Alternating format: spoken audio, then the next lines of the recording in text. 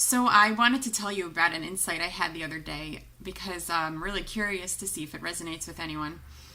I was reading this handbook I have on prenatal and postpartum depression, also known as postnatal depression. Let me insert over here a little plug for an online course that Deborah Binon and I are designing now for new moms. That is going to be awesome, and the details will hopefully be forthcoming very shortly.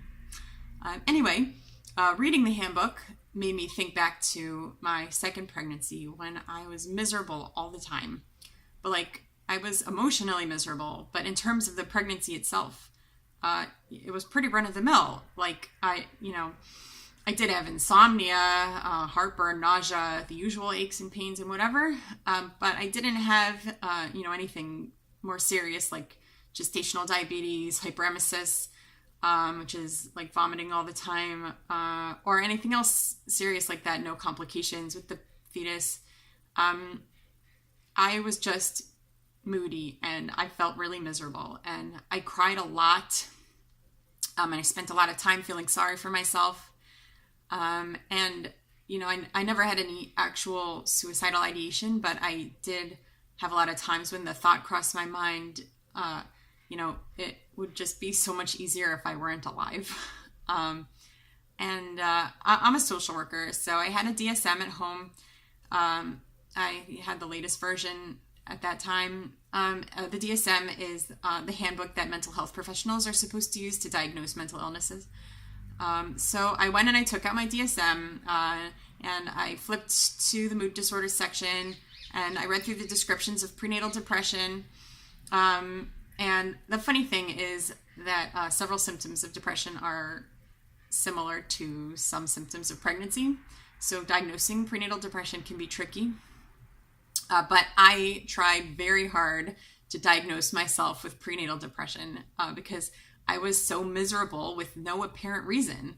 I mean, hormones, sure, but the extent of how miserable I felt didn't feel justified by that. And I had pregnancy hormones during my first pregnancy too, but I didn't spend that whole pregnancy feeling miserable.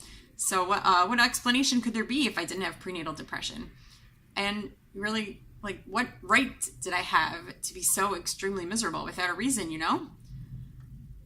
So I went to a therapist, also a social worker, and I asked her if she thought I might have prenatal depression. She said no.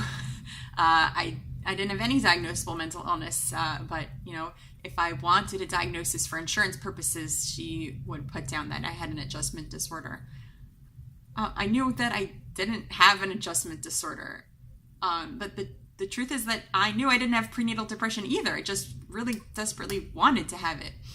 I mean, I didn't want to have it exactly. I just wanted to be able to label my misery. Now, looking back, I can see that I just didn't feel entitled to my feelings. I felt miserable, but I didn't think I had a right to feel miserable, so that made me feel even worse. I felt guilty on top of feeling miserable. I felt frustrated on top of feeling miserable. I felt embarrassed on top of feeling miserable. So with all of that, I felt more and more miserable. What if instead I had just acknowledged that people just have feelings, sometimes really unpleasant feelings, sometimes even miserable feelings?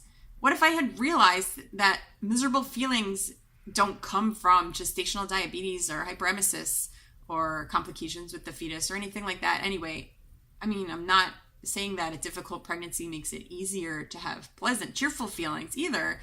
Don't get me wrong. But what if I had just acknowledged that I was experiencing miserable feelings, that that's okay, even without an excuse, and that I can allow them to run their course and then eventually let them go? How much extra misery could I have saved myself? In the end, by the way, after that one visit to the therapist who told me that basically there's nothing wrong with me, I suddenly stopped feeling miserable all the time. There wasn't anything spectacular that the therapist did in that one session that cured me. There just was nothing wrong with me. I just had some feelings that I needed to feel without justification.